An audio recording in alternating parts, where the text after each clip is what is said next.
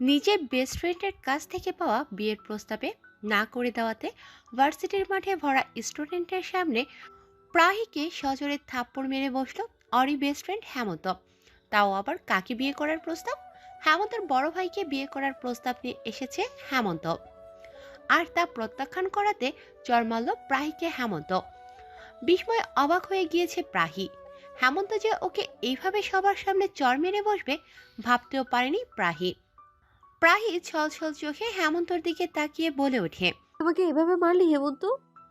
হেমন্তর আগে দাঁত কিরমির করছে, পারলে এক্ষুনি সে প্রাহিকে গলা টিপে মেরে ফেলে। হেমন্ত রাগী কণ্ঠে বলে, তোকে আমি কি বলেছিলাম? হ্যাঁ, আজ হোক কাল হোক তোকে আমার ভাইকেই বিয়ে করতে হবে। তাও তুই কেন আমাকে ফিরিয়ে দিলি আজ?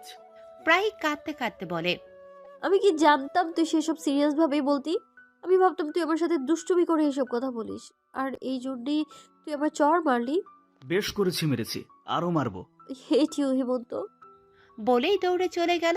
হেমন্ত এক দৃষ্টিতে তাকিয়ে আছে প্রাহির যাওয়ার পানে। হঠাৎ কাঁধে কারো স্পর্শ পেয়ে পেছনে তাকায় হেমন্ত। ইসি দাঁড়িয়ে আছে ওর পেছনে। ইসি অসহায় কণ্ঠে বলে, কেন শুধু শুধু ওকে মারলি? ওর তো কোনো দোষ ছিল না, শুধু এই সিনক্রেটটা করলি। এমনিতেই সবাই শুধু তোদের নিয়ে উল্টাপাল্টা কথা বলে, পুরো ভার্সিটি তোদের নিয়ে রং চং মাখিয়ে নানান কাহিনী সাজায়, তার উপর তুই আবার আজ এই ঘটনা ঘটালি। হেমন্ত কিছু বলল না। পুরো মাঠে একবার চোখ বোলালো। সবাই কানাঘুষা করছে, কেউ কেউ মুখ টিপে হাসছেও। হেমন্ত চিৎকার করে হাঁক ছাড়তেই সবাই ভয়ে সেখান থেকে চলে গেল।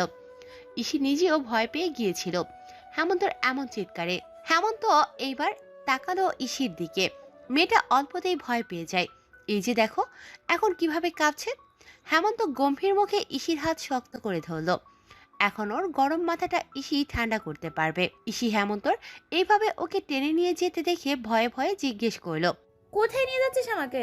জাহান নামে নিয়ে যাচ্ছি। আমি যাব না। এখন এই মুহূর্তে আমার সাথে না গেলে তোকেও সেম ভাবে থাপ্পড় মারবো, ঠিক যেইভাবে প্রাহিকে মেরেছিলাম। হেমন্তর এমন থ্রেট শুনে গলা শুকিয়ে গেল ইসির। সে হেমন্তর হাতের চড় খেতে চায় না, একদম চায় না। তাই বিনা বাক্যে হেমন্তের সাথে সাথে চলল। ও প্রাহিকে অনবরত ডাকছেন ওর মা রাবেয়া বেগম, কিন্তু প্রাহি দরজাই খুলছে না। রাবেয়া বিরক্ত হয়ে চলে গেলেন নিজের কাজে। এই মেয়েকে নিয়ে আর পারেন না তিনি। কিছু একটা হলেই দরজা জানালা বন্ধ করে রুমের ভিতর ঘাপটি মেরে বসে থাকে। কিছু বলেও না কি হয়েছে বা কেউ কিছু করেছে কিনা। বিড়বিড় করে মেয়েকে বকতে বকতে রান্না করতে লাগলেন রাবেয়া। একটু পর এরশাদ সাহেব আসবেন। তিনি হলেন প্রাহির বাবা, আর প্রাহি হলেন তার আদরের দোলালি। একমাত্র তিনি এলেই এই মেয়ে রুম থেকে বের হবে। তারপর বাবার বুকে উপর হয়ে পড়ে কেঁদে কেটে একাকার করে সবার নামে নালিশ করবে। তার আগে প্রাহি একটা টু শব্দও করবে না। এদিকে দরজায় কান পেতে রেখেছিল প্রাহি। রাবেয়ার প্রস্থান করার আওয়াজ পেতে নিঃশব্দে এক প্রকার উড়াধুরা ডান্স করল রুমের ভেতর। এক পর্যায়ে ক্লান্ত হয়ে ধপাস করে বিছানায় শুয়ে সিলিংয়ের দিকে তাকিয়ে থাকলো কতক্ষণ। আনন্দে আর অতি উত্তেজনায় ওর সারা শরীর কাঁপছে থরথর করে। প্রাহি উঠে বসলো। টেবিলের ড্রয়ারের লকারটা খুলে সেখান থেকে একটা ডায়েরি বের করলো এবং ডায়েরি থেকে একটা ছবি। একদিনে ছবিটার দিকে তাকিয়ে দেখে। সেটা বুকে জড়িয়ে নিল ও। ছল ছল চোখে মুখে হাসি নিয়েই বলল, এবার হেমন্তই পারবে আপনাকে আমার করতে। কত কাঠখড় পোড়াতে হয়েছে এর জন্যে। এতদিন ও শুধু বলতো, কিন্তু আমি শিওর ছিলাম না, ভাবতাম ও দুষ্টুমি করে। কিন্তু না, আজ আমি পুরোপুরি শিওর হেমন্ত আমাকে তার ভাবি হিসেবে গ্রহণ করতে একদম প্রস্তুত। ইস, হেমন্ত রাজি তো এবার তুফান হলেও সেই আমি হব ওর ভাইয়ের বধূ। ইস, আপনাকে যদি বোঝাতে পারতাম ঠিক কতটা ভালোবাসি আমি আপনাকে, তো কিভাবে বলবো বলুন তো? আমার আপনাকে, আমি শুধু দেখেছি একবার, আর কাউকে একবার দেখাতেই এতটা ভালোবেসে ফেলা যায়, সেটা আমার ক্ষেত্রে না হলে বুঝতেই পারতাম না।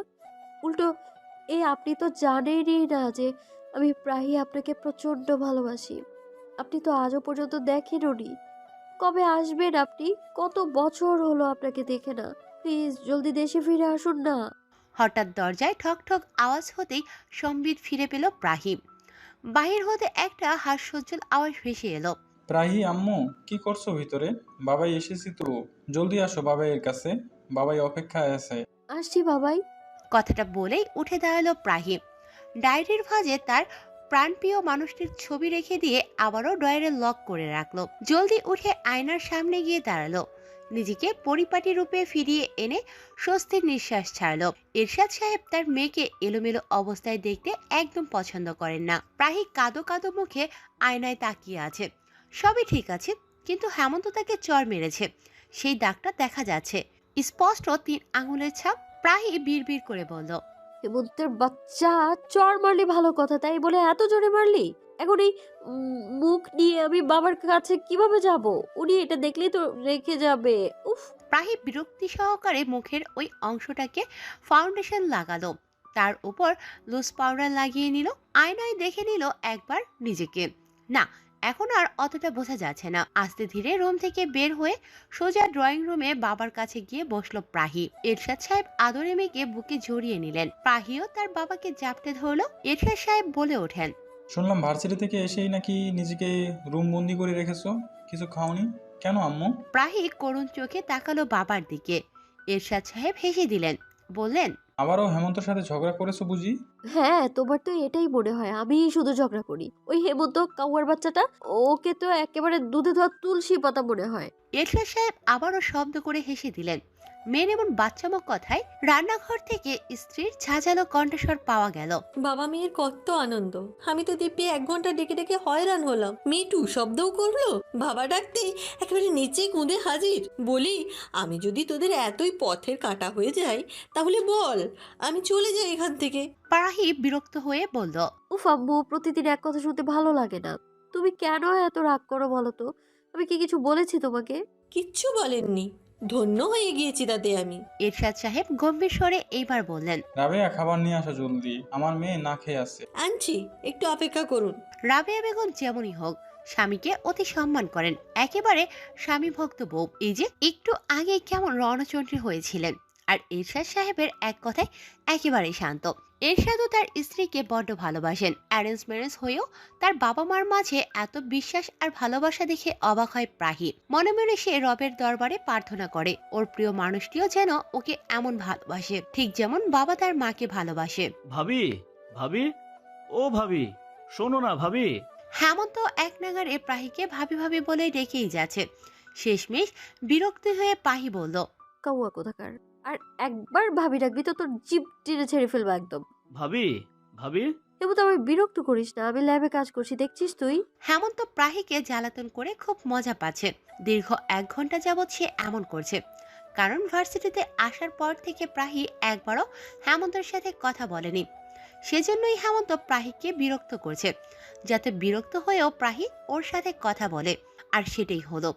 এদিকে হেমন্তর বলা বারবার ভাবি ডাকটা একেবারে কলিজায় গিয়ে লাগছে প্রাহির। কি যে সুখ সুখ অনুভূতি হচ্ছে বলে বোঝাতে পারবে না প্রাহি। তবে সেই খুশিটা মনেরটা মনেই চেপে রেখেছে। হেমন্তকে কিছুতেই বুঝতে দেওয়া যাবে না ওর মনের কথা, তাই মুখটা যথাসম্ভব গম্ভীর করে রেখেছে। প্রাহির ভাবনায় ছেদ ঘটে হেমন্তর ওর হাত ধরাতে। ছেলেটা ওকে টেনে হিস্ট্রে নিয়ে যাচ্ছে। প্রাহির আগে কিরমির করে বলে ওঠে, তুই এমন করছিস কেন? প্লিজ থাম। কোথায় নিয়ে যাচ্ছিস আমায়? থাম হেমন্ত, উফ। কে শুনে কার কথা? হেমন্ত প্রাহিকে টানতে টানতে ওর বাইকের কাছে এনে দাঁড় করালো। প্রাহি হেমন্তর কাছ থেকে ছাড়া পাওয়ার জন্য ছোটাছুটি করছে। হেমন্তর তাতে কোনো ভ্রুক্ষেপ নেই। ও শান্ত ভঙ্গিতে ইশিকে ফোন দিয়ে বলল ক্যাম্পাসের পার্কিং প্লটে যেন চলে আসে ও। প্রায় 10 মিনিট পর ইশি এসে পৌঁছাতেই হেমন্ত বাইকে উঠে বসলো। তারপর ইশি উঠে বসলো। প্রাহি এখনো ঠায় দাঁড়িয়ে আছে। হেমন্ত এবার দাঁত খিচিয়ে বলল, দেখ প্রাহি, ভালোই ভালোই বলছি, বাইকে উঠে বস, না হলে কিন্তু তোকে ঘাড়ে তুলে নিয়ে একটা আছাড় মারবো বলে দিলাম। প্রাহি তাকালো।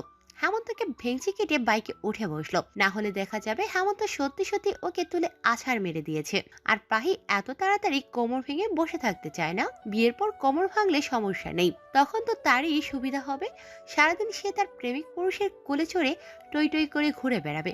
আহা, ভাবতেই সুখ সুখ ফিলিং আসছে প্রাহির। কিরে, ভটকাইতেছিস কেন? প্রাহি থতমত খেয়ে গেল ইসির কথায়। জোরপূর্বক হেসে বলল, কই না তো। তাহলে আমাকে টাইট করে ধরতে বলছি, শুনতে পাচ্ছিস না কেন? রাস্তায় উল্টে পড়ে মরার ইচ্ছে জাগছে নাকি? প্রাহি নাক মুখ কুচকে বলে। বেশি কথা বলিস তুই, সামনের দিকে তাকাতো, ফাউল প্যাচাল করিস না। প্রাহি ইশিকে শক্ত করে ধরে বসলো। এদিকে ইশি ব্যাকল হয়ে বসে। সে কখন ফাউল কথা বলল?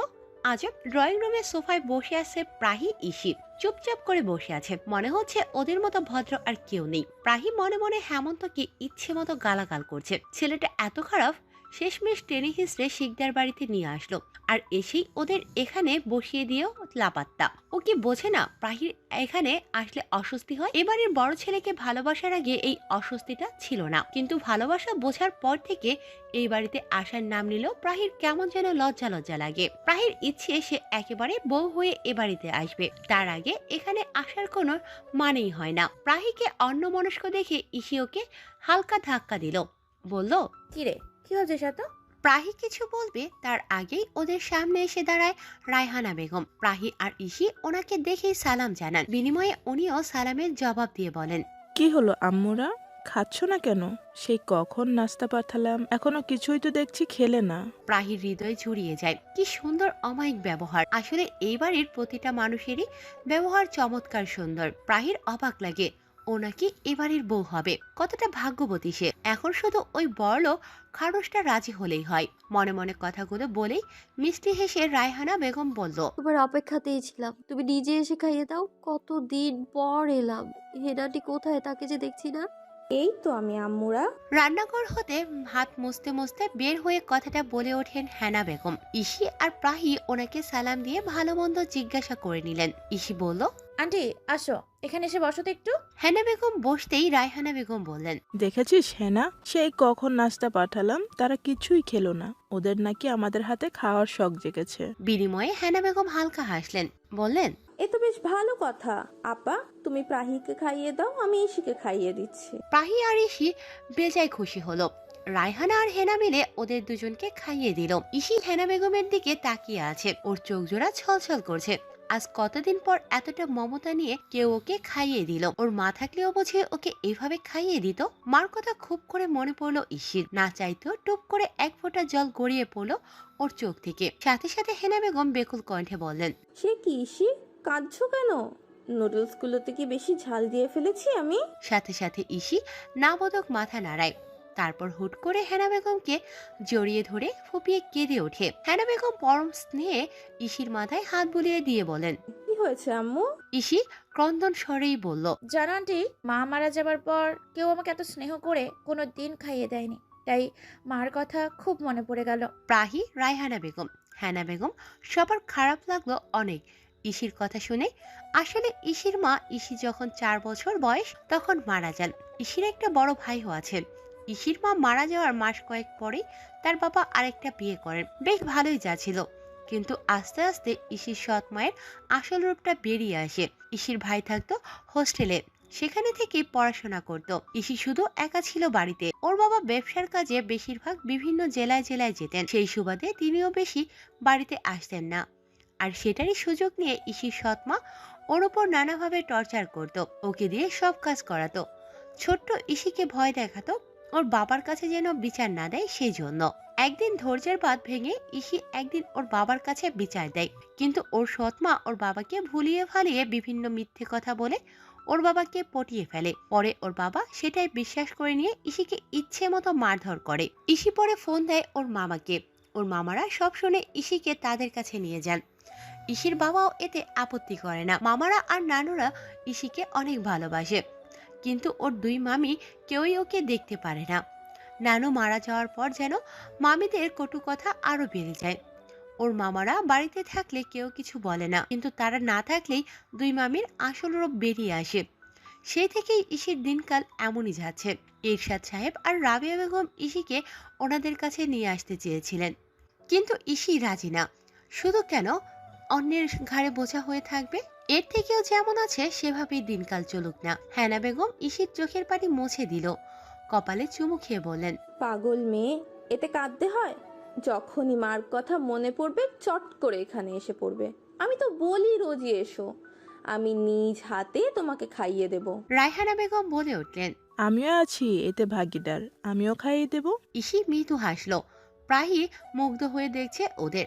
ঠিক কতটা উদার মনের হলে কেউ কাউকে এতটা আপন করে নিতে পারে। প্রায়ই মনে মনে শপথ করলো এই বাড়ির বউ হয়ে আসলে এই বাড়ির প্রতিটা মানুষকে অনেক ভালোবাসবে, অনেক অনেক। প্রায়ই ঠোঁটের কোণে মৃদু হাসি ফুটিয়ে উঠল। যা কান্না করার কয়েকদিন করে নেই ইসি। বড় ভাইকে বিয়ে করার জন্য রাজি করিয়ে প্রাহিকে তার বউ বানাতে পারলেই তার কয়েকদিন পরে তোকেও আমার কাছে নিয়ে আসবো, আমার স্ত্রীর মর্যাদা দিব, এই বাড়ির ছোট বউ করে আনবো তোকে। আর একটু সবুর করিস, আর একটু। কথাগুলো মনে মনে বলেই ইসির দিকে এক দৃষ্টিতে তাকিয়ে থাকলো হেমন্ত। এই মেয়েটার চোখের পানি তার একদম সহ্য হয় না, একদম না। মেয়েটাকে যে সে অনেক ভালোবাসে, কিন্তু অবশ মেয়েটা তার ভালোবাসা বোঝেই না। তবে হেমন্ত আর অপেক্ষা করবে না, ইসিকে ওর বউ করে আনবে শীঘ্রই। অপেক্ষা শুধু একজনের বিয়ে করার জন্য, রাজি হওয়ার। ব্যাস তাহলেই হবে। ব্যস্ত নগরী দক্ষিণ কোরিয়ার সিউল শহরের একটা 60 তলা ভবনের 40 তলা ফ্লোরটি পুরোটা একটা অফিস। অফিসের একটা রুমে মিটিং এ ব্যস্ত কয়েকজন লোক। তাদের মাঝে সবার মূর্ধ আকর্ষণ হলো অর্থ। পুরো নাম Artho Shikder, the owner of Shikder empire. সে খুব দক্ষতার সাথে মিটিং করতে ব্যস্ত। প্রায় আধা ঘন্টা পর মিটিং শেষ হতেই মিটিং রুম থেকে একে একে বের হয়ে গেল সকলে। রয়ে গেল শুধু অর্থ। অর্থ এক কাপ কফি বানিয়ে নিল। তারপর কফি হাতে সে বিশাল কাচের দেয়ালটার সামনে দাঁড়িয়ে শিউলের রাতের শহর উপভোগ করতে লাগলো। আকাশে আজ সুন্দর একটা চাঁদ উঠেছে। চাঁদের পাশে মিটিমিটি জ্বলছে তারাগুলো। থেকে থেকে কোথা থেকে যেন কারা আকাশে আতশবাজি ফোটাচ্ছে। চমৎকার সুন্দর দেখাচ্ছে। সুদর্শন সুঠামদেহী চমৎকার গড়নের গম্ভীর মুখশ্রী, ব্রাউন রঙের চোখের অধিকারী এই ব্যক্তিকে যে কোনো মেয়ে তাদের জীবনসঙ্গী বানাতে এক পায়ে প্রস্তুত। তবে আদৌ কি এই পুরুষটি তার মনের মতো জীবনসঙ্গী পাবে? বয়স তো কম হলো না, 30 পার হয়ে 31-এ পড়লো। এই 31 বছর জীবনে আজও কাউকে নিজের মনের মতো পেল না। ফ্যামিলি থেকে দেশে গিয়ে বিয়ে করার চাপ দিচ্ছে ক্রমাগত তাকে, কিন্তু অর্থ তাদের কিভাবে বোঝাবে? অর্থ যেমন ভালোবাসার মানুষটি চাইছে তা তো সে পাচ্ছে না, তাহলে কিভাবে কাউকে সে নিজের জীবনে জড়াবে? আর অর্থ জানেও না তার মতো এমন রসকসীন গম্ভীর্যপূর্ণ ব্যক্তিকে কেউ ভালোবাসতে পারবে না। সবাই তো শুধু তার বাহ্যিক সৌন্দর্য দেখে ওর কাছে আসে, মন থেকে ভালোবাসে কাছে আসে না কেউই। তাই অর্থও চায় না কাউকে নিজের জীবনে জড়াতে। সে একাই বেশ ভালো আছে। কফি শেষ হতেই ভাবনাও শেষ হয়। সবকিছু গুছিয়ে অফিস থেকে যেতে হবে। এই বিল্ডিং এর 52 তলা ফ্লোরে ওর ফ্ল্যাট, সেখানেই ও থাকে। কাজের মাঝে হঠাৎ একটা মেয়ের কণ্ঠে চোয়াল শক্ত হয়ে আসে অর্থর। Oh, baby, I missed you so badly. Not I do, but by that, I didn't think about you. ইলফা ন্যাকা কণ্ঠে কথাগুলো বলে অর্থের কাছে আসতে নিলেই অর্থ ঠান্ডা অথচ গম্ভীর কণ্ঠে বলে ওঠে, Why? Couldn't your lovers make you happy in bed?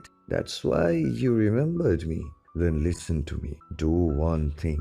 Go to a brothel here to satisfy the desires of your body.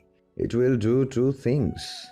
At the same time, will satisfy the desires of your body and will also get extra money. শান্ত কণ্ঠের অর্থ এরকম অপমানজনক কথায় মুখটা চুপসে একটুখানি হয়ে যায় ইলফার।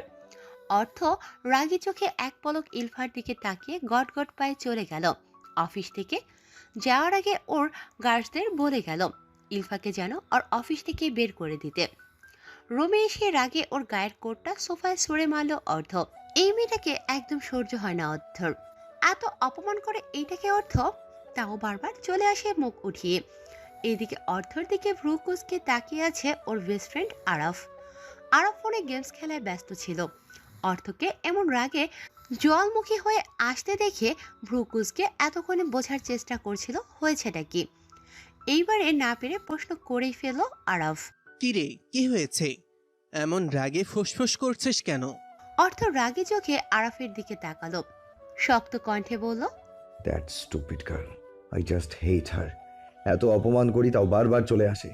কবে জানি আমি হিতাহিতি জ্ঞান হারিয়ে ওকে গলা টিপে মেরে ফেলি। শুধুমাত্র তোর কাজিন বলে কিছু বলছি না। ও যদি আমার বোন হতো এতক্ষণে থাপ্পড়ে সোজা করে দিতাম। আরাফ করুণ চোখে তাকালো। বন্ধুর এতটা রেগে যাওয়ার কারণ এইবার বুঝতে পারল ও। ও নিজেও বেশ বিরক্ত ইলফার উপর। মেয়েটাকে যে ধমকে ধমকে অথবা থাপ্পড় মেরে কিছু বলবে তারও কোনো উপায় নেই। কিছু থেকে কিছু হলেই এই মেয়ে নেকা কান্না কেঁদে কেটে ওর বাবার কাছে বিচার দেয়। বাবা মরা মেয়েকে আরাফের বাবা অনেক স্নেহ করেন, তাই শুধু ইলফার কথা শুনে আরাফের ওপর ওর বাবা রাগারাগি করে। দীর্ঘশ্বাস ফেলল আরাফ, বলল, রাগিস না অর্থ, ও একটু এমনই, শাসন তো করতেই চাই, কিন্তু বাবার জন্য পারি না। আমার সমস্যাটা একটু বোঝ, তুই একটু শান্ত হ। Go to hell with your problem. রাগে কিরমির করতে করতে ওয়াশরুমে চলে গেল অর্থ। আরাফ ভাবে এই মানুষটার যে কেন এত রাগ, কে যে অর্থকে সামলাতে পারবে? এমনকি কেউ নেই যে ভালোবাসা দিয়ে অর্থকে আগলে রাখবে। ফোনের রিংটনে ধ্যান ভঙ্গ হয় আরাফের। দেখে অর্থর ফোন বাজছে। আরাফ চেঁচিয়ে বলে ওঠে, অর্থ, তোর ফোন এসেছে। অর্থর জবাব শোনা যায়। আসছি। মিনিট দুয়েক পরেই বের হয়ে আসে অর্থ। ফোনটা হাতে নিয়ে দেখে ওর মা রায়হানা বেগম কল করেছেন বাংলাদেশ থেকে। অর্থ চোখ বুজে নিজেকে ঠান্ডা করে ওর মাকে কল ব্যাক করে। হ্যালো মা, আসসালামু আলাইকুম। রায়হানা বেগম কাঁদো কণ্ঠে বলে, ওয়ালাইকুম আসসালাম। কেমন আছিস বাবা? ভালো, তুমি কেমন আছো? তোকে ছাড়া কিভাবে ভালো থাকি বাবা? জলদি চলে আয় না আমার কাছে। আর কত পরের দেশে পড়ে থাকবি? মার কথা কি মনে পড়ে না একটু? বলতে বলতে রায়হানা বেগম কেঁদে দিলেন। অর্থ বিরক্ত হলো বেশ। ওর এইসব কান্নাকাটি একদম ভালো লাগে না। তারপরেও গলার স্বর যথাসম্ভব নরম করে বলে, মা স্টপ ক্রাইং, এভাবে কাঁদলে হবে? ওকে ফাইন, আমি আর 2 দিন পরেই আসছি। নাও হ্যাপি। রায়হানা বেগম ছেলের মুখে 2 দিন পরে আসবে শুনে খুশিতে গদগদ হয়ে গেলেন। উচ্ছ্বাসিত কণ্ঠে বললেন, সত্যি বাবা? সত্যি তুই আসবি? আমি এখনই সবাইকে বলে আসি। হ্যাঁ। ইস, আমার কত আনন্দ লাগছে। রায়হানা বেগম ফোন রেখে ছুটে গেলেন সবাইকে জানাতে তার ছেলে আসবে দেশে। এদিকে অর্থের ঠোঁটের কোণেও হাসি ফুটে ওঠে। মাকে এত খুশি দেখে ওর নিজেরও ভালো লাগছে। ওর মা এই বয়সে এসেও কেমন বাচ্চামো করেন, ছোট ছোট বিষয়ে বাচ্চাদের মতো খুশি হয়ে যান। এই যে দেখো, এখনই খুশির চোটে কলটাও কাটতে ভুলে গিয়েছে। অর্থ নিজেই ফোনটা কাটতে নিলে ফোনের স্ক্রিনে কিছু একটা দেখে থেমে যায়। রায়হানা বেগম ড্রয়িং রুমে সোফায় বসে কথা বলছিলেন। উনি যেখানে বসেছিলেন ঠিক তার পেছনেই দোতলার সিঁড়ি। সেখানেই দেখা যাচ্ছে দুটো মেয়ে দাঁড়িয়ে, তার মধ্যে একজন মেয়েকে হেমন্তকে মারছে আর একজন ওদের থামানোর চেষ্টা করছে। মেয়েটার চেহারা স্পষ্ট দেখা যাচ্ছে না, কোমর সমান চুল এলোমেলো হয়ে চেহারায় প্রায় ঢেকে দিয়েছে। তাও কেন যেন অর্থের সেটা দেখতে ভালো লাগছে। বুকের কোথায় যেন একটা কিছু প্রচন্ড হাঁসফাঁস করতে লাগলো, শুধু একটি পলক মেয়েটাকে দেখার জন্য। কি রে, কি দেখছিস অমন করে? বাইরে যাবি না? আজ তো একটা পার্টি আছে। আরাফের কথায় ছিটকে চোখ সরিয়ে নিল ফোনের স্ক্রিনের থেকে। এতক্ষণ সে কি করছিল? একটা অচেনা মেয়েকে দেখার জন্য ওর এত ব্যাকুলতা কিসের? কেন এত অস্থির লাগছিল? না, এইসব উল্টোপাল্টা ভাবা যাবে না। রাগে মাথাটা ধপ করে ওঠে। সাথে সাথে কলটা কেটে দেয় অর্থ। আরাফকে উদ্দেশ্য করে বলে, আমি রেডি হয়ে আসছি, তুই গাড়ি বের কর। বলেই নিজের রুমে চলে গেল অর্থ। মনে মনে ভাবলো আজ দিনটাই কেমন যেন এলোমেলো গেল ওর। রায়হানা বেগমের মুখে অর্থ 2 দিন পর আসবে শুনে খুশিতে বাখারা হয়ে গিয়েছে প্রাহি। আনন্দে ওর চোখের অশ্রুরা এসে ভিড় জমিয়েছে। চোখ জোড়া জলে টইটুম্বর। তা দেখে ইসি বলে, কিরে, কাঁদছিস কেন? প্রাহি যথাসম্ভব নিজেকে সামলে নিল, বলল, ওই হেমন্ত, মারার সময় চোখে কিছু একটা গিয়েছে বোধ হয়। বাদ দে। তবে আর কতক্ষণ থাকবো? বাড়িতে যাবি না? হেমন্তকে বলে আসি, চল বাড়ি যাব। ইসিও সম্মতি জানালো। অবশেষে হেমন্তকে বলে ওরা যার যার বাড়ি চলে গেল। আসলে এখন প্রাহি নিজের বাড়িতে গিয়ে দরজা আটকে কান্না করবে। ওর আনন্দটা আজ হিসেব ছাড়া। ঠিক কতটা খুশি ও আজ তা ওর চোখের অশ্রুদানাগুলোই বলে দিচ্ছে। অবশেষে অবশেষে ওর ভালোবাসার মানুষটি আসতে চলেছে। এবার আসলে আর তাকে যেতে দেবে না প্রাহি। একেবারে নিজের বাহুডোরে আটকে রাখবে। ভাবতে ভাবতে অশ্রু চোখেও হেসে ফেলল প্রাহি। Hey handsome, wanna dance with me? নাচের তালে আবেদনময়ী ভঙ্গিতে কথাটি বলে ওঠে একটি মেয়ে। অর্থর চোয়াল শক্ত হয়ে এলো। রাগি চোখে তাকালো মেয়েটির দিকে। মেয়েটি ভয় পেয়ে তৎক্ষণাৎ স্থানতে ত্যাগ করলো। এদিকে আরব শব্দ করে হেসে দিল। ওর এমন হাসি দেখে অর্থ বিরক্ত হয়ে বলল, don't love like a idiot. এভাবে হাসার কি আছে? আরব হাসতে হাসতেই বলে, যেভাবে তাকিয়েছিলি মেয়েটার দিকে, মেয়েটাকে দেখলি না কিভাবে হুড়মুড়িয়ে ভাগলো? তুই এমন কেন ইয়ার? লাইফে একটু এনজয় কর। মেয়েদের এভাবে কাছে ঘেঁষতে না দিলে ভবিষ্যতে তোর লাইফ পার্টনার পাওয়া খুব কঠিন হয়ে যাবে। অর্থ নিষ্প্রভ চোখে তাকালো। হাতের ওয়াইনের গ্লাসটায় একটা চুমুক দিয়ে গম্ভীর কণ্ঠে বলল, আমার এমন মেয়েদের লাইফ পার্টনার বানানোর কোনো ইচ্ছেও নেই, যারা স্বেচ্ছায় নিজেদের বিলিয়ে দিতে পারে, যাদের ইজ্জতের তাদের কাছে কোনো দাম নেই। তারা আমাকে কতটুকু ভালোবাসবে বল? আমি তো চাই এমন একজন মেয়েকে আমার লাইফ পার্টনার বানাতে, যাকে দেখলে আমার চোখ জুড়িয়ে যাবে, যার স্নিগ্ধতা আমার হৃদয়কে শীতলতায় ভরিয়ে দেবে, যে আমার টাকা পয়সা, আমার বাহিরের সৌন্দর্যকে না, আমাকে আর আমার মনটাকে ভালোবাসবে, যে আমার পরিবারকে আগলে রাখবে। তাকে আমি আমার জীবন সঙ্গিনী বানাবো। আরব হাঁ করে চেয়ে আছে অর্থের দিকে। এই রাগে গম্ভীর ছেলেটার মনের ভিতরে যে এতটা আবেগ লুকিয়ে আছে তা আজ জানতে পারল ও। নেহাত নেশার ঘরে অর্থ এসব বলছে, না হলে জীবনেও ওর মুখ দিয়ে এসব বের হতো না। আরব চিন্তায় পড়ে গেল, কোথায় পাবে ও এমন মেয়ে যে ওর বন্ধুর মনের মতো হবে? যদি ওর কোনো চেনা জানা এমন মেয়ে থাকতো, বন্ধুর সুখের জন্য হলেও সেই মেয়েকে উঠিয়ে নিয়ে আসতো। নিস্তব্ধ কালো রাত, বাহিরে হিমেল বাতাস শীতলতা দিচ্ছে, থেকে থেকে জোনাকি পোকাগুলো জলজল করে উঠছে। শিউলি ফুল গাছটা থেকে দমকা হাওয়ার তালে তালে কয়েকশো ফুল ঝরে পড়েছে ধরণীতে। ছাদে দাঁড়িয়ে রাতের প্রকৃতি উপভোগ করছে প্রাহি। মনটা বড্ড আনচান করছে, তাই একা একটু সময় কাটাতে ছাদে চলে এসেছে ও। কতটা রাত হয়েছে অথচ ওর চোখে বিন্দুমাত্র ঘুম নেই। মনটা যে বড্ড অস্থির হয়ে আছে, অপেক্ষা করছে শুধু একজনের আগমনের, শুধু আজকের রাতটা। কাল আসবে ওর প্রিয় মানুষটি। অতি উত্তেজনায় প্রাহির সারা শরীর কেঁপে কেঁপে উঠছে। প্রাহি আকাশের দিকে তাকিয়ে বলে, আজ দীর্ঘ 7 বছর পর আপনি আসছেন। জানেন, এই সংবাদটা পাওয়ার পর থেকে আমার চোখে বিন্দু মাত্র ঘুম নেই। সারাটা দিন ছটফট করেছি। আচ্ছা, আপনি কি আমায় ভালোবাসবেন? আমি যদি আমার মনের কথা ব্যক্ত করি আপনার কাছে, তাহলে কি আপনি আমায় গ্রহণ করবেন, নাকি আর সবার মতো আমাকেও দূরে ঠেলে দিবেন? এমনটা যেন না হয়, আমি মনে প্রাণে প্রার্থনা করি। তাহলে যে আমি নিজেকে সামলাতে পারবো না, একেবারে ভেঙে গড়িয়ে যাব আমি। গোপনে দীর্ঘশ্বাস ফেলল প্রাহি। আজও মনে পড়ে অর্থকে প্রথমবার দেখা, আর সেই এক দেখাতেই কিভাবে ভালোবেসে ফেলেছিল সে অর্থকে 7 বছর আগে। প্রাহি তখন 10ম শ্রেণী সবে এসে ভর্তি হয়েছে। নতুন স্কুল, নতুন জায়গা, সব মিলিয়ে বেশ নার্ভাস ছিল সে। ক্লাসে বসে একা একা বই পড়ছিল প্রাহি, কারণ তখন ওর কোনো বন্ধু ছিল না। হঠাৎ স্টুডেন্টের হইচই দেখে প্রাহিও নিজের কৌতূহল দমাতে না পেরে স্কুল মাঠে যায়। দেখে একটা ছেলে কয়েকটা ছেলেকে উড়াধুরা মারছে। ও নিজেও বেশ মার খেয়েছে, তাও যেন ছেলেটা একাই 100। ছেলেটা ছিল হেমন্ত। ইশিকে কয়েকটা ছেলে বাজেভাবে ট্রিট করার কারণে হেমন্ত ওই ছেলেগুলোকে রেগে ইচ্ছে মতো মেরেছিল। মারামারি শেষে হেমন্ত চলে যেতে নেবে, তখন প্রাহির নজর যায় হেমন্তের হাত থেকে রক্ত ঝরছে। প্রাহির মায়া হয়, ও দৌড়ে গিয়ে হেমন্তর হাত চেপে ধরে, তারপর লাইব্রেরিতে নিয়ে গিয়ে সুন্দরভাবে হাতটা ব্যান্ডেজ করে দেয়। হেমন্তের নিজেরও প্রাহিকে অনেক ভালো লাগে, তাই ও আর ইসি মিলে প্রাহির সাথে বন্ধুত্ব করে নেয়। এদিকে হেমন্তর বাড়িতে খবর চলে যায় যে হেমন্ত স্কুল মাঠে মারামারি করেছে। তার কয়েক ঘন্টা পরে স্কুলে আরফকে নিয়ে হাজির হয় অর্থ। সেদিন অর্থ হেমন্তর থেকে ওর মারামারি করার কারণটা জেনে হেমন্তকে কিছুই বলে না, উল্টো ওকে আরো সাহসিকতা দেয় যে ও যা করেছে একদম ঠিক করেছে। স্কুলের টিচাররাও আর কিছু বলার সাহস পায়নি, কারণ এই স্কুলে অর্থই স্টাডি করেছে, আর ওর সম্পর্কে বেশ ভালোভাবেই জানেন তারা। অন্যায় একদম সহ্য করতে পারে না অর্থ। সব মিটমাট করে চলে যায় অর্থ আর আরাফ, কিন্তু সাথে করে নিয়ে যায় প্রাহীর মন। সেই ছোট্ট প্রাহী সেদিন এক দেখায় ভালোবেসে ফেলে অর্থ। 100 পাগলামি তার। হেমন্তর কাছ থেকে ইনিয়ে বিনিয়ে নানাভাবে অর্থের কথা জিজ্ঞেস করত। হেমন্ত বলতো ওর ভাইয়ের সম্বন্ধে, আর প্রায়ই হেমন্তের বর্ণনা স্বরূপ ওর কল্পনার রাজ্য সাজাতো। একদিন জানতে পারে অর্থ চলে গেছে বিদেশে। অর্থ নাকি সেখানেই পড়ালেখা করত।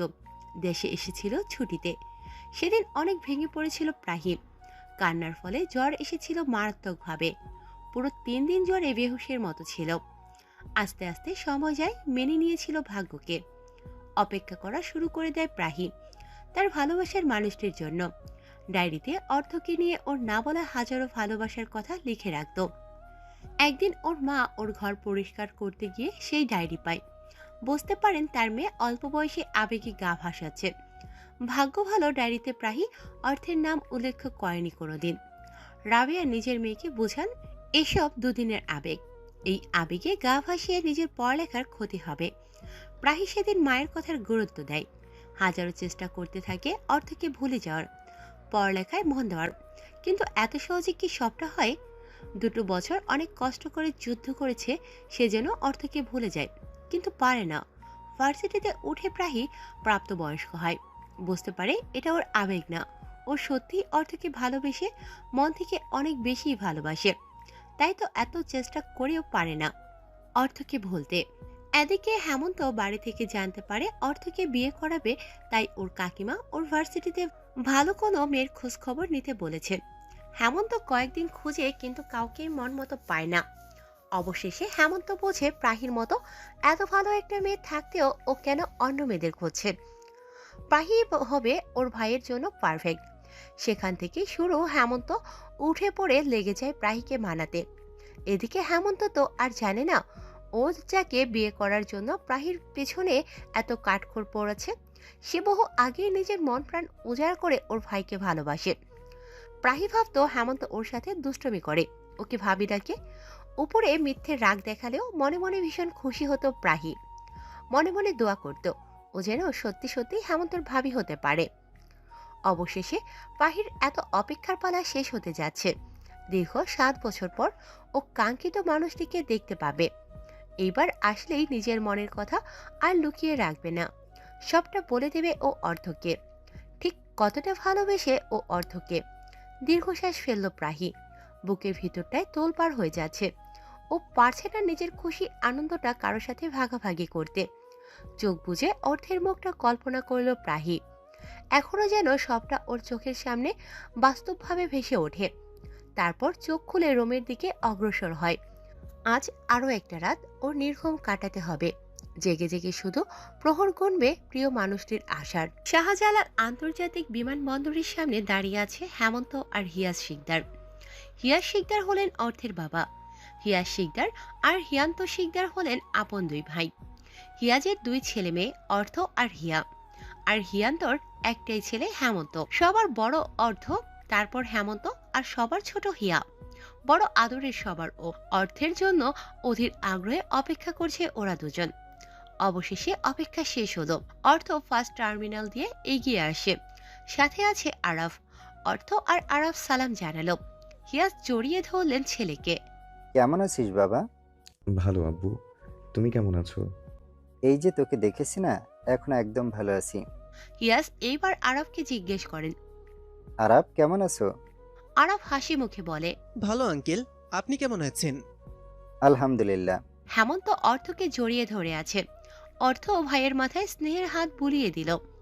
ভালো মন্দ জিজ্ঞাসা করা হলো, আরাফের সাথেও কথা হলো। হিয়াজ এবার বলে ওঠেন, এবার বাড়ি চলো, অনেক হলো। রায়হান আর হেনা সেই কখন থেকে বসে আছে তোমার জন্য, বারবার ফোন করে জিজ্ঞেস করছে অর্থকে নিয়ে আসছি না কেন। অর্থ আর আরাফ হিয়াজের কথায় সম্মতি জানিয়ে গাড়িতে উঠে বসলো। কি জানি একটা অনুভব করে অর্থ আবারও গাড়ির জানালা দিয়ে তাকালো। আর কেন যেন মনে হচ্ছিল কে যেন ওকে দেখছে, গভীরভাবে পর্যবেক্ষণ করে দেখছে। হয়তো মনের ভুল হবে ভেবে এতটা ধ্যান দিল না। সা করে ওদের গাড়িটা ছুটে চলে গেল বাড়ির উদ্দেশ্যে। এদিকে অর্থরা যেতেই লুকোনো অবস্থা থেকে বেরিয়ে এলো প্রাহি। আর একটু হলেই দেখে ফেলতো অর্থ ওকে। চোখে জল, মুখে হাসি। কত বছর পর দেখলো অর্থকে ও। লোকটা আগের থেকে আরো বেশি সুদর্শন হয়ে গিয়েছে। প্রাণটা জুড়িয়ে গিয়েছে প্রাহির। চারদিকে ভালো লাগার আর ভালোবাসার রঙিন প্রজাপতিরা উড়ে বেড়াচ্ছে ওর মনে। অর্থ আজ আসবে আর প্রাহি তাকে দেখবে না, এটা অসম্ভব। সবার আগে এয়ারপোর্টে এসে হাজির হয়েছে প্রাহি, প্রিয় মানুষটিকে এক পলক দেখার জন্য, অশান্ত হৃদয়ে শান্ত করার জন্য। অবশেষে দীর্ঘ অপেক্ষায় ইতি টানা হলো। এখন শুধু সময় অর্থের কাছে নিজের ভালোবাসা ব্যক্ত করার। বাড়ি ফিরতেই অর্থকে জড়িয়ে ধরে কেঁদে কেটে অস্থির রায়হানা আর হেনা। হেনা অর্থের চাচি হলেও ওর মা থেকে কোনো অংশে কম ভালোবাসেন না তিনি। এই 2 মাকে বহু কষ্টে সামলিয়ে কান্না থামিয়েছে অর্থ। টুকটাক কথা বলে ফ্রেশ হতে চলে যায় অর্থ আর আরাফ। ফ্রেশ হয়ে এসে ড্রয়িং রুমে এসে দাঁড়াতেই বাড়ির সদর দরজা দিয়ে প্রায় এক প্রকার ভূমিকম্প সৃষ্টি করে হঠাৎ একটা মেয়ে এসে অর্থকে জড়িয়ে ধরে। অর্থ নিজেকে সামলে নিল আকস্মিক ধাক্কায়, তারপর নিজেও মৃদু হেসে দু হাতে জড়িয়ে ধরে মেয়েটাকে। মেয়েটা প্রায় চিৎকার করে বলে ওঠে, I missed you so much ভাইয়া। আমিও আমার পুচকিকে অনেক মিস করেছি। তা আমার পুচকিটা কি ভালো আছে? বলে অর্থ। মেয়েটা অর্থকে ছেড়ে দিয়ে হাসি মুখে বলে, নিজেই দেখে নাও, আমি একদম ফিট অ্যান্ড ফাইন আছি।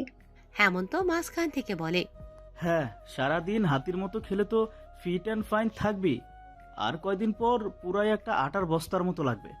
ভাইয়া, এই হেমন্ত ভাইয়াকে কিছু বলবা? সারাদিন আমার সাথে ঝগড়া লাগানোর ধান্দায় থাকে। অর্থ হেমন্তকে একটু মিথ্যে রাগ দেখালো, বিনিময়ে হেমন্ত ভয় পাওয়ার অভিনয় করলো। এদিকে এতক্ষণ ব্রোকোসকে সবটা দেখছিল আরাফ, এবার বলেই ফেললো, অর্থ, এটা কি সেই বাচ্চা মেয়ে তোর বোন হিয়া? অর্থ হ্যাঁ সূচক মাথা নাড়ল। আরাফ হেসে দিয়ে বলে, আগে যেমন বাচ্চাদের মতন ফ্যাচ ফ্যাচ করে কাঁদতো, এখনো দেখি সেইভাবেই কাঁদে। হিয়া রাগী দৃষ্টি নিক্ষেপ করলো আরাফের দিকে, তেজ নিয়ে বলে, এসব ভালো হচ্ছে না কিন্তু আরাফ ভাইয়া। বলেই হন হন করে চলে গেল মা, কাকি আর বাবা কাকাদের সাথে দেখা করতে। এদিকে হিয়ার এত রাগ দেখে মুস্কি হাসলো আরাফ, মনে মনে বলে, আজও রাগলে তোমাকে অসম্ভব সুন্দর লাগে হিয়া। আমি বারবার তোমার ওই রূপে ঘায়েল হয়ে যাই, মন হারিয়ে বসে আছে সেই কবেই তোমার কাছে। এইবার পালা তোমার মন চুরি করার, শীঘ্রই সেটা করে নেব। রায়হানা বেগমের ডাক শোনা গেল, তিনি সবাইকে ডাকছেন ডিনার করার জন্যে। সবাই আজ কতদিন পর একসাথে ডিনার করবে। পুরো শিকদার পরিবার আজ হাসিতে খুশিতে ভরপুর। খাবার টেবিলে হিয়াজ শিকদার হঠাৎ বলে ওঠেন, অর্থর আসার উপলক্ষে কাল আমি একটা পার্টির আয়োজন করব, কি বলো অর্থ? অর্থ খাওয়া থামিয়ে দিল, ভ্রুকুসকে গম্ভীর কণ্ঠে বলে, এসবের কোনো দরকার নেই বাবা। হিয়া চেঁচিয়ে উঠল, তোমার দরকার নেই, আমার দরকার আছে। আমি আমার সব ফ্রেন্ডদের ইনভিটেশন দিয়েছি, ওরা কাল আসবে। আমার ভাইয়া এসেছে আর আমি সেলিব্রেট করব না? হ্যাঁ, এটা কি হয়? কিন্তু কোনো কিন্তু না ভাইয়া, কাল পার্টি হবে ব্যাস। বোনের জেদের কাছে হার মানে অর্থ, সম্মতি দিয়ে দেয় সে। রায়হানা বেগম অর্থের প্লেটে খাবার দিচ্ছেন, এবার হেমন্তের উদ্দেশ্যে বলে, হেমন্ত, প্রাহি আর ইসি মেয়ে দুটোকেও ইনভিটেশন দিয়ে দিস পার্টির। তোর আর কোনো ফ্রেন্ড থাকলে তাদেরকেও বলিস। আচ্ছা বড় মা, বলল হেমন্ত। এদিকে প্রাহি আর ইসি নামটা কেমন যেন একটু চেনা চেনা লাগছে ওর কাছে। কিছু একটা মনে করে খাওয়া থামিয়ে হেমন্তকে বলল, রাহি আর ইসি, এরা দুজন তোর ওই মেয়ে ফ্রেন্ড দুটো না? হেমন্ত চাঁদ হাতে পেল, এই তো সুযোগ, প্রাহির একটু গুণগান গাওয়া যাক ভাইয়ের সামনে, এতে ক্ষতি কি? হেমন্ত উচ্ছ্বাসিত কণ্ঠে বলে, হ্যাঁ ভাইয়া, জানো ওরা খুবই ভালো। রাহির তো কোনো জবাবই নাই, একদম শান্ত ভদ্র নম্র একজন মেয়ে। আমার ফ্রেন্ডসদের মাঝে প্রাহি আর ইসি সবচেয়ে বেশি ক্লোজ, মানে বেস্ট ফ্রেন্ড আর কি। আর জানো, প্রাহি তো একেবারে আমাদের আপনজনের মতো, আমাদের ফ্যামিলির সবাইকে প্রচুর ভালোবাসে মেয়েটা। আর ব্যাস, অনেক হয়েছে। আমি শুধু একটু জিজ্ঞেস করলাম, অমনি তুই তো পুরো জন্মষষ্ঠী নিয়ে আলোচনা শুরু করে দিলি। Just listen one thing, I don't like to talk too much about my self, and I also don't like anyone to talk to me too much. কথাগুলো শেষ করে খাবার টেবিল হতে উঠে চলে গেল অর্ধ। হেমন্তের মনটা খারাপ হয়ে গেল, কিভাবে যে ভাইয়ের মনে প্রাহির জন্য জায়গা তৈরি করবে। ইস, এতটা বোকা কেন হলো? আগে তো ওদের দুজনকে একসাথে করতে হবে, দুজনের প্রথম সাক্ষাৎটা যেন একটু রোমাঞ্চকর হয় এমন ব্যবস্থা করবে হেমন্ত। চেষ্টায় কোনো কমতি রাখবে না ও, যে করেই হোক প্রাহিকে ওর ভাইয়ের বউ করে আনতেই হবে। Sir, Ilfa ma'am is planning to come to Bangladesh tomorrow. আন্ডারে কাজ করা একজন লোকের মুখে এমন কথা শুনে রাগে কপালের শিরা উপশিরা ফুলে উঠল, রাগে চোখ জোড়া লাল হয়ে উঠল। মনে মনে বৃষ্টি গালি দিল ইলফাকে, ড্যাট ব্লাডি বিচ। চোয়াল শক্ত করে গম্ভীর স্বরে বলে ওঠে অর্থ, Stop that crazy girl anyway. I don't want to hear any excuse. Block her passport, no matter how much it costs. ফোনটা কেটে দিয়ে সজোরে পাশের টেবিলে রাখা ফুলদানিটা আছাড় মারল অর্থ। এই মেয়েটা জানলো কিভাবে ওরা দেশে এসেছে? ওইটাকে না জানানোর জন্য লুকিয়ে চুরিয়ে কত প্ল্যানিং করে ও আর আরাফ এসেছে বাংলাদেশে। আর সেই মুসিবত কিনা স্বয়ং এখানে এসে হাজির হওয়ার পায়তারা করছে। না, এটা কিছুতেই হতে দেওয়া যাবে না। মেয়েটা আস্ত একটা ঝামেলা। আর অর্থ নিজেকে কোনো ঝামেলায় জড়াতে চায় না। আর এইসব ঝামেলাদের কিভাবে নিজের কাছ থেকে দূরে সরানো যায় তা খুব ভালো করেই জানে অর্থ। মনে মনে কথাগুলো ভেবে বাঁকা হাসলো অর্থ। আজ কালো গ্রাউন্ড পরে সেজেছে প্রাহি। প্রাহি আজ নিজেকে পুরোপুরি অর্থের ব্ল্যাক প্রিন্সেস রূপে সাজাবে। সুন্দর করে সেজেছে প্রাহি। টানা চোখ জোড়ায় গাঢ় কালো কাজল দিয়েছে, ঠোঁটে লাল লিপস্টিক, চুলগুলো কার্লি করে ছেড়ে দিয়েছে পুরো পিঠময়। এতেই যেন অসম্ভব সুন্দর লাগছে দেখতে ওকে। রেডি হয়ে ড্রেসিং রুমে এসে হাজির হয় প্রাহি। নিচে এসে দেখে ওর বাবা আর মা দুজনেই রেডি। এরশাদ সাহেব বলেন, রেডি মামুনি তুমি? বাহ, কি সুন্দর লাগছে আমার মাটাকে। রাবেয়া বেগম প্রাহির কানের পিছনে কালো কাজল লাগিয়ে দিলেন। তারপর তারা রওনা দিলেন শিকদার বাড়ির উদ্দেশ্যে। আজ শিকদার বাড়ি খুব সুন্দরভাবে সাজানো হয়েছে। অসম্ভব সুন্দর লাগছে পুরো বাড়িটা। গাড়ি থেকে বের হয়ে আসলো প্রাহি। শিকদার বাড়ির সদর দরজা দিয়ে প্রবেশ করলো। প্রাহিকে দেখে ইসি আর হেমন্ত এগিয়ে আসলো। ইসি আর হেমন্ত প্রাহির মা বাবাকে সালাম জানালো। টুকটাক কথা প্রাহিকে নিয়ে চলে গেল। প্রাহি ইসি আর হেমন্তর এমন টানাটানি দেখে বেশ বিরক্ত হলো। বলল, আশ্চর্য, এমন টানাটানি করছিস কেন তোরা? ছিঁড়ে ফেলবি নাকি আমায়? হেমন্ত প্রাহির কথায় পাত্তা না দিয়ে বলল, আরে শোন, তুই আজকে পার্টিতে একটা ড্যান্স পারফরমেন্স করবি। প্রাহি থ হয়ে গেল, চেঁচিয়ে উঠে বলল, কি বলছিস এসব? ডান্স? তাও আমি? নো, নেভার, এটা আমি করতে পারবো না। ইসি নিজের চোখের চশমা ঠেলে ঠুলে ঠিক করে নিয়ে বলল, প্রাহি লিসেন না, তুই তো অনেক ভালো নাচ পারিস, একটা নাচই তো করবি, এতে এমন করার কি আছে? প্রাহি মুখটা একটুখানি করে বলল, কিন্তু কিভাবে এতগুলো মানুষের সামনে? হেমন্ত বেশ বিরক্ত হলো, ধমকে উঠে বলল, ঢং মারিস না সিমরি, নাচ করতে বলেছি, করবি ব্যাস, আর কোনো কথা না। আর আমার পরিবারের সবাই জানেন তুই অনেক ভালো নাচতে পারিস। স্কুলে থাকতে প্রতিটা অনুষ্ঠানে তুই নাচ করতি। আমার পরিবারের সবাই তোর নাচ অনেক পছন্দ। প্রাহি আর কিছু বলল না, কিন্তু আজ অর্থ এখানে আছে, আর অর্থের সামনে কিভাবে কি করবে প্রাহি? অর্থের সাথে চোখাচোখি হলেই তো ওর দম বন্ধ হয়ে আসে, হাত পা উত্তেজনায় থরথরিয়ে কাঁপে। অর্থের ছবি যতবার দেখে ততবারই এমন হয়। সেখানে আজ ও সরাসরি অর্থের সামনে লাইভ ডান্স করবে। ভাবতেই গলা শুকিয়ে আসে প্রাহির। উপায় না পেয়ে রাজি হয়ে যায় প্রাহি। অর্থকে আজ ভীষণ সুদর্শন দেখাচ্ছে, ব্ল্যাক স্যুটে অনেক আকর্ষণীয় দেখাচ্ছে। আশেপাশের মেয়েরা অর্থের অ্যাটেনশন পাওয়ার জন্য কত শত চেষ্টা করছে, কিন্তু অর্থ কিছুতেই সেদিকে পাত্তা দিচ্ছে না। আশাহত এক একজন মেয়ের মুখে লটকে যাচ্ছে। হঠাৎ মাইকে হেমন্তের কণ্ঠ শুনে সেদিকে নজর দেয় অর্থ। লেডিস অ্যান্ড জেন্টলম্যান, আজ পার্টিটা শুরু করতে যাচ্ছি একটা অমায়িক ডান্স পারফরমেন্সের মাধ্যমে। তো সবাই তৈরি তো? সবাই চিৎকার করে ওঠে।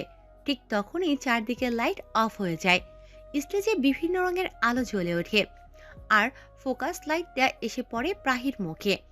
প্রাহির চোখ তুলে তাকায় সামনের দিকে, ঠিক একেবারে অর্থের দিকে।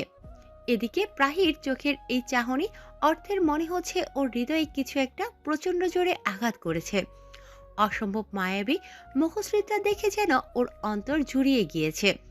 টানা টানা কাজল কালো চোখ, চিকন জোড়া ভ্রুদয়, লাল লিপস্টিকে আবৃত ঠোঁট জোড়া, কোমর অবধি ছড়ানো চুল, কোমল নারী দেহের বাঘ, সবকিছু যেন তীব্রভাবে আকর্ষণ করছে অর্থকে। হৃস্পন্দন দ্রুত গতিতে ওঠানামা করছে। সারা শরীরে অদ্ভুত শিহরণ অনুভব করছে। এক কেমন অজানা অনুভূতি। অর্থের জীবনে প্রথম সে এমন অদ্ভুত অনুভূতির সাথে পরিচয় হলো। আগে তো কোনো মেয়েকে দেখে এমন অদ্ভুত অনুভূতি হয়নি। তবে আজ কেন কেন আজ এই মেয়েটা তার চোখের চাহনি, চোখের দেখায় অর্থকে পুরো এলোমেলো করে দিল কেন? এদিকে প্রাহি অর্থের অমন চাহনি দেখে দ্রুত নিজের চোখ সরিয়ে নিল। হৃৎপিণ্ডটা এত জোরে জোরে লাফাচ্ছে যেন মনে হচ্ছে এখনই বেরিয়ে আসবে। না, এমন হলে হবে না। ওকে স্ট্রং থাকতে হবে, নিজের অনুভূতিগুলোকে সামলাতে হবে। গান স্টার্ট হতেই প্রাহি নিজের নাচের দিকে ধ্যান দিল। মিউজিক বক্সে জোরালো শব্দে গান বাজছে, সেই সাথে অত্যন্ত সুন্দরভাবে নাচ প্রদর্শন করছে। এদিকে প্রাহির এক একটা মুভমেন্ট যেন অর্থের মনের ভিতর তোলপাড় সৃষ্টি করছে। জব তক হে জমি, জব তক হে আসমাঁ, तुम मेरे ही रहो, बस इतना ही अरमां। तुझे बांध लो मैं आंचल में, जैसे चांद रहे बादल में। हम जसते हैं ऐसे जैसे सजने का जल में। महबूबा मैं तेरी महबूबा, महबूबा मैं तेरी महबूबा, महबूबा मैं तेरी महबूबा, महबूबा हो मैं तेरी মেহবুবা। গাঢ় অনুভূতিতে পৃষ্ঠ হয়েছে মন। অদ্ভুতভাবে কেমন যেন এলোমেলো লাগছে সবকিছু অর্থের। হৃদস্পন্দনের গতি অধিক দ্রুততার সাথে বাড়ছে। মস্তিষ্ক আর মন দুটো স্থানে একটাই মুখশ্রী বারবার ঘুরপাক খাচ্ছে। কেন এমন হচ্ছে অর্থের সাথে? কিসের এত ব্যাকুলতা? কেন এত তার টান অনুভব করছে সে ওই মেয়েটার প্রতি? এ কেমন যন্ত্রণা! মেয়েটার নাচের প্রতিটা মুহূর্ত কিছুতেই ভুলতে পারছে না অর্থ। কি সুন্দর অমায়িকভাবে নাচছিল। কালো গাউনে যেন কোনো হুল পরে লাগছিল। একটা মেয়ের প্রতি এতটা আকৃষ্ট কোনোদিন হয়নি অর্থ। তবে আজ কেন নিজের প্রতি নিজেরই অসম্ভব রাগ লাগছে অর্থের। যে অর্থ কিনা এত বড় একটা বিজনেস সামলাচ্ছে, সেখানে নিজের মনের অনুভূতি, বেকুলতা, অস্থিরতা সামলাতে পারছে না। কিন্তু আদৌ কি বিজনেসের সাথে এসব কিছুতে তুলনা করা কি বোকামি নয়? বিজনেস তো টাকায় চলে, কিন্তু কিন্তু অনুভূতিগুলো কি টাকার ইশারায় চলে? না, একদম না। তারা তো নিজের মনের মর্জি মতো চলে। তাদের উপর কেউ নিয়ন্ত্রণ করতে পারে না, কেউ না। কিন্তু আজ এত বুদ্ধিমান অর্থ এই অনুভূতির পরীক্ষার একেবারে শূন্যের কোঠায় দাঁড়িয়ে। নিজেকে সামলাতে না পেরে ড্রিঙ্কস সেন্টারে চলে যায় অর্থ। ওয়েটারকে একটা রেড ওয়াইন দিতে বলে মাথা চেপে ধরে বসে থাকে সেখানে। এদিকে অর্থকে অনেকক্ষণ ধরে খুঁজে চলেছে প্রাহি। সবশেষে অর্থকে দেখতে পেয়ে নিজেও সেদিকে এগিয়ে গেল। অর্থের দিকে খানিক দূরত্ব রেখেই বসলো। এরপর অপলক দৃষ্টিতে তাকিয়ে দেখতে লাগলো ওর ভালোবাসার মানুষটিকে। লোকটাকে কালো রঙে ভীষণ সুন্দর দেখাচ্ছে। আজ যেন প্রাহির চোখ ফেরানোর দায় হয়ে পড়েছে। লোকটার নেশাক্ত চোখ যেন গভীর এক সমুদ্র। এই সমুদ্রের নিজের খেই হারিয়ে বসে আছে প্রাহিত সেই কবেই। কালচে লাল ঠোঁট জোড়ার দিকে তাকালে তীব্রভাবে ঝংকার তোলে ওর মনে। সারা শরীরে অদ্ভুত শিহরণ অনুভব হয়। ঘন কালো সিল্কি চুলগুলো ঘন্টার পর ঘন্টা হাত বুলিয়ে দিয়ে ঘুম পাড়িয়ে দিতে ইচ্ছে করে লোকটাকে। প্রাহি যখন নিজের মতো অর্থকে নিয়ে ভাবনায় ব্যস্ত, ঠিক তখনই ওর সামনে এসে খপ করে বসে পড়ে কেউ। ধ্যান ভাঙতে সামনে তাকাতেই হাত পা ঠান্ডা হয়ে আসে প্রাহির। এ কাকে দেখছে সে? এতক্ষণ সে ভালো লাগার নেশায় মত্ত ছিল প্রাহি। সেটা কেটে গিয়ে এখন একরাশ ভয়েরা এসে দানা বাঁধল ভিতর ঘরে। ঘোলাটে হয়ে আসলো দু চোখ। আবার আবার এই লোক ফিরে এসেছে। কেন এসেছে? ভয়ের তাড়নায় প্রাহি নড়তেও ভুলে গিয়েছে। সামনের ব্যক্তিটি প্রাহিকে এতটা ভয় পেতে দেখে কুড়ো হাসল। অস্থিরভাবে প্রাহির পা থেকে মাথা পর্যন্ত স্ক্যান করে নিয়ে বলল, কিরে প্রাহি, আগের থেকে আরো বেশি সুন্দর হয়ে গিয়েছিস। You are looking so hot in black dress. কথাগুলো বলে আবারও প্রাহিকে বাজে নজরে দেখতে লাগলো। প্রাহির চোখ থেকে এক ফোঁটা অশ্রু গড়িয়ে পড়ল। চোখ মুছে জলদি সেখান থেকে যেতে নিলে হাত চেপে ধরে প্রাহির ব্যক্তিটি। প্রাহি কলিজায় পানি শুকিয়ে যায়। ব্যক্তিটির হাত থেকে নিজেকে ছাড়ানোর আপ্রাণ চেষ্টা চালিয়ে যেতে থাকে। শেষে না পেরে কেঁদে দেয় প্রাহি। ক্রন্দন স্বরে বলে ওঠে, জয় ভাইয়া, প্লিজ ছেড়ে দাও আমায়। কেন এসেছো আবার ফিরে? কেন এসেছো আবার আমার কাছে? আবার কেন আমাকে জ্বালাতন করছো? প্লিজ ছাড়ো আমায়। জয় শয়তানি হাসি দিয়ে বলে, কেন ফিরে এসেছি জানিস না? কেন ফিরে এসেছি তুই খুব ভালোভাবে জানিস আমি কেন এসেছি আর ঠিক কি চাই আমি। জয়ের প্রতিটি কথায় কেঁপে ওঠে প্রাহি। কাঁদতে কাঁদতে বলে, ছেড়ে দাও হাতটা। জয় আবারও হাসলো। হেসে আরেক হাত প্রাহির দিকে বাড়াতে নিলেই একটা শক্ত পুরুষালী হাত এসে আটকে দেয় জয়কে। জয় বিরক্ত হয়ে বলল, আরে কে রে, কেন বিরক্ত করতে এসেছিস? কথাগুলো বলে তাকাতেই হালকা ভয় পায় জয়। আস্তে করে প্রাহির হাত ছেড়ে দেয়। প্রাহি ছাড়া পেয়ে সেই লোকটার পিছনে গিয়ে লুকায়। লোকটা আর কেউ না, অর্থ। অর্থর রাগে চোখ লাল হয়ে উঠেছে, কপালের রগগুলো ফুলে উঠেছে। অনেকক্ষণ যাবৎ দেখছিল মেয়েটাকে এই ছেলে ডিস্টার্ব করছে। রাগ তো লাগছিলই, কিন্তু যখন দেখলো মেয়েটার হাতে চেপে ধরেছে আর মেয়েটা বারবার হাত ছেড়ে দেওয়ার জন্য বলছিল, এতেই বুঝেছে অর্থ ছেলেটা ওকে জ্বালাতন করেছে। রাগে ভারী নিঃশ্বাস নিতে লাগে অর্থ। ছেলেটা আবারও হাত বাড়াতে নিলে দ্রুত গিয়ে বাধা দেয় ও। জয় দাঁতে দাঁত চিপে বলে, hey mister whatever, why are you disturbing her? Joy হাসল। প্রাহির দিকে বাঁকা নজরে তাকাতেই প্রাহি ভয়ে আরো সিটিয়ে গেল অর্থের দিকে। সেদিক থেকে চোখ সরিয়ে জয় বলে, she is my cousin, I am not disturbing her mister Sikdar. ভ্রু কুসকে আছে অর্থের। ছেলেটা ওকে চিনে তাহলে, আর এইমাত্র কি বললো মেয়েটার কাজিন হয় এই ছেলে। তাহলে কেন বারবার ওকে ছেড়ে দেওয়ার কথাগুলো বলছিল কাঁদতে কাঁদতে? ওই চোখের অশ্রুরা কেন এসে ভিড় জমিয়েছিল?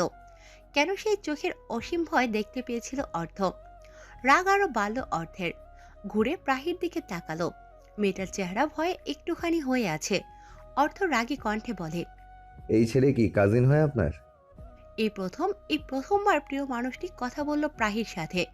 প্রাহি কি অনেক খুশি হবে? হ্যাঁ, খুশি তো হওয়ারই কথা, কিন্তু জয়ের উপস্থিতি ওকে এতটাই ভয়ে কাবু করেছে যে ও ওর খুশিটা প্রকাশ করতে পারছে না। অর্থ প্রাহিকে কথা বলতে না দেখে প্রচুর বিরক্ত হলো। প্রায় ধমকে সুরে বলে ওঠে, কি হলো, কথা বলছেন না কেন?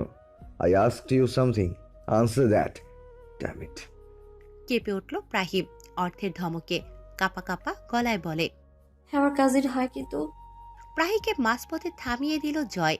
আর কিছু বলতে দিল না। জয় আগ বাড়িয়ে বলে উঠল, দেখেছেন মিস্টার শিকদার, আমি বলেছি আপনাকেও আমার কাজিন হয়। তাহলে উনি কাঁদছিলেন কেন? কাজিন হলে কাঁদছিলেন কেন উনি? অর্থের কথায় হাসলো জয়, কিন্তু মনে মনে প্রচুর বিরক্ত হলো। মনে মনে বলে, শালাকে জাসুগিরি শুরু করলো। জয় কিছু বলতে নেবে তার আগেই হেমন্ত কোথা থেকে এসে জয়কে টেনে দুগালে এলোপাথারি চড় দিতে লাগলো। জয়ও রেগে পাল্টা আঘাত করতে লাগলো, কিন্তু হেমন্তর সাথে পারছে না। হেমন্ত দিক বেদিক হুঁশ হারিয়ে জয়কে মারছে। এদিকে অর্থ অবাক হলো, কি এটা? হেমন্ত কোথা থেকে এমন উল্কা পিণ্ডের মতো এসে জয়কে মারা শুরু করলো কেন? হচ্ছেটা কি? অনুষ্ঠানের এরশাদ সাহেব আর রাবেয়া বেগম জয়কে দেখে আটকে উঠলেন। জলদি প্রাহিকে খুঁজতে লাগলেন। দেখে প্রাহিকে ইসি ধরে আছে, সেখানে অর্থও আছে। এদিকে শিকদার বাড়ির প্রতিটা মানুষ স্তব্ধ হেমন্তর এমন আচরণে। হেমন্ত জয়কে মারতে মারতে বলে, তোর সাহস কি করে হলো কুত্তার বাচ্চা? জানোয়ার, তোর হাত একদম কেটে দিব আমি। তোর সাহস কিভাবে হলো প্রাহের দিকে হাত বাড়ানোর? তোকে মেরে ফেলবো আমি আজ। কুকুরের জাত কোনো দিনও ভালো হয় না, তুই ঠিক তেমন। তোকে না মেরে আজ আমি শান্তি পাবো না। জয়ের প্রায় অবস্থা নাজেহাল, নাক মুখ দিয়ে রক্ত পড়ছে। হিয়াত শিকদার আর হিয়ান্ত শিকদার হেমন্তকে ছাড়ানোর চেষ্টা করছে, কিন্তু কিছুতেই পারছে না। এদিকে অর্থ ভ্রু কুচকে সবটা দেখছে। ওর ভাই তো এমন না, অকারণে কাউকে তো ওর ভাই মারে না। তাহলে আজ কেন এই এমন করছে? নিশ্চয়ই এর পেছনে কোনো কারণ আছে, তাই অর্থ এগিয়ে যাচ্ছে না হেমন্তের কাছে। এদিকে প্রাহি আর এসব সহ্য করতে না পেরে দৌড়ে চলে যায় হেমন্তের কাছে। হেমন্তর এক হাত জড়িয়ে ধরে কাঁদতে কাঁদতে বলে, হেমন্ত প্লিজ ছেড়ে দে ওকে, প্লিজ হেমন্ত ছেড়ে দে, তোকে আমার কসম ছেড়ে দে। থেমে গেল হেমন্ত। রাগি চোখে তাকালো প্রাহির দিকে। ঠাস করে চড় লাগিয়ে দিল প্রাহির গালে। বাড়ির সকলে আকস্মিক হেমন্তর প্রাহিকে মারতে দেখে অবাক হয়ে যায়। এদিকে চড় খেয়ে গালে হাত দিয়ে ফুপিয়ে কেঁদে দিল প্রাহি। প্রাহিকে কাঁদতে দেখে হেমন্ত চিল্লিয়ে বলে, shut up, just shut up. একদম কাঁদবি না আমার সামনে, একদম কাঁদবি না বলছি। তোর সাহস কি করে হলো এই কুত্তার বাচ্চার জন্য কসম দেওয়ার? তোর জিব্বা টেনে একদম ছিঁড়ে ফেলবো আমি। আমার কথা একটু শোন হেমন্ত। প্রাহি বলতে পারে না তার আগেই হেমন্ত রাগী গলায় বলে, কথা বলবি না আমার সাথে? কথা বলবি না? রাগে হন হন করে উপরে নিজের রুমে চলে গেল হেমন্ত। প্রাহির কলিজাটা ছিঁড়ে যাচ্ছে। আজ ওর আনন্দের দিন ছিল, কিন্তু কি থেকে কি হয়ে গেল এটা? রাবেয়া বেগম দৌড়ে এসে প্রাহিকে জড়িয়ে ধরলেন। মেয়েকে বুকের সাথে জাপটে ধরলেন। মায়ের সান্নিধ্য পেয়ে মাকে জাপটে ধরে চিৎকার করে কেঁদে ওঠে প্রাহি। কাঁদতে কাঁদতে বলে, আম্মু, ও আবার কেন এসেছে আম্মু? ওকে চলে যেতে বলো আম্মু। আমার সকল আনন্দ খুশিকে এই লোকটা এক মুহূর্তে সব ধ্বংস করে দেয় আম্মু। ওকে চলে যেতে বলো, যেতে বলো ওকে, আমার সহ্য হচ্ছে না আম্মু, সহ্য। আস্তে আস্তে শরীরের সমস্ত ভর ছেড়ে দেয় প্রাহি। রাবেয়া বেগমের গায়ের উপরে জ্ঞান হারিয়ে ঢলে পড়ে। এরশাদ সাহেব মেয়ের এমন অবস্থা দেখে দিশেহারা হয়ে গিয়েছেন। জয়কে টেনে তুলে রাগে কাঁপতে কাঁপতে বলে, আবার কেন এসেছিস? চলে যা এখান থেকে। নিজের ভালো চাইলে চলে যা, না হলে তোকে এক্ষুনি আমি পুলিশে দিব। চলে যা। জয় উঠে দাঁড়ালো, সবার বাড়ির প্রতিটা মানুষের দিকে তাকিয়ে দেখল, তারপর যাওয়ার জন্য পা বাড়ালো। সদর দরজার সামনে গিয়ে আবারও পেছনে ফিরে রহস্যময় হাসি দিয়ে বলে, ভালো করলি না তোরা এসব কেউ। পস্তাতে হবে তোদের, বড্ড পস্তাতে হবে। মনে রাখিস, আমার এই অপমানের হিসাব আমি সুদে আসলে উসুল করে নিই। অর্থ রাগী চোখে তাকালো জয়ের দিকে, গার্ডসদের উদ্দেশ্য করে বলল, গার্ডস কুকুরদের রাস্তায় মারায়, তাই এই কুকুরটাকেও রাস্তায় ফেলে আসো। গার্ডসরা কথা মতো তাই করলো। জয়কে নিয়ে চলে যেতেই অর্থ রাবেয়া বেগমের দিকে এগিয়ে গেল, গলার স্বর নরম করে বলল, আন্টি, ওনাকে আমার কাছে দিন, রুমে দিয়ে আসি। ওনার উপর অনেক ধকল গিয়েছে, ওনার রেস্ট দাও। রাবেয়া বেগম মাথা নাড়লেন। অর্থ এগিয়ে এসে প্রাহীকে কোলে তুলে নিল। সাথে সাথে সারা শরীরে বিদ্যুৎ খেলে গেল, শিরশির করে উঠল দেহটা। ভালো লাগার ছোঁয়ার মাখো মাখো হলো, শীতলতার হৃদয়টা ছেয়ে গেল। মেয়েটার শরীরটা কি নরম! কি খায় এই মেয়ে? তুলো টুলো খায় নাকি? না হলে এমন নরম কেন? প্রাহের ছোট্ট দেহখানা যেন অর্থের প্রশস্ত বুকের মাঝে ঢুকে যাচ্ছে। অর্থ প্রাহের মুখের দিকে তাকালো, কি স্নিগ্ধ মায়াবী মুখখানা। কান্নার কারণে চোখের কাজলগুলো লেপ্টে আছে, এতে যেন চেহারাটায় মায়া আরো বাড়িয়ে দিয়েছে। অর্থ দৃষ্টি সরালো, নিজেকে সংযত করলো, তারপর প্রাহীকে নিয়ে গেস্ট রুমে শুইয়ে দিয়ে ডক্টরকে ফোন করে আসতে বলল। আবারও এক পলক প্রাহীর দিকে তাকিয়ে রুম থেকে বের হয়ে গেল। এখন ওকে জানতে হবে কেন হেমন্ত ওই ছেলেটাকে মারল। হেমন্ত এখন রুমবন্দি করে আছে, এখন আর ওকে পাবে না অর্থ। এখন উপায় অর্থের আরেকটা বেস্ট ফ্রেন্ড, ওর থেকেই জানতে হবে সব। তাই অর্থ খুঁজতে চলে গেল ওকে।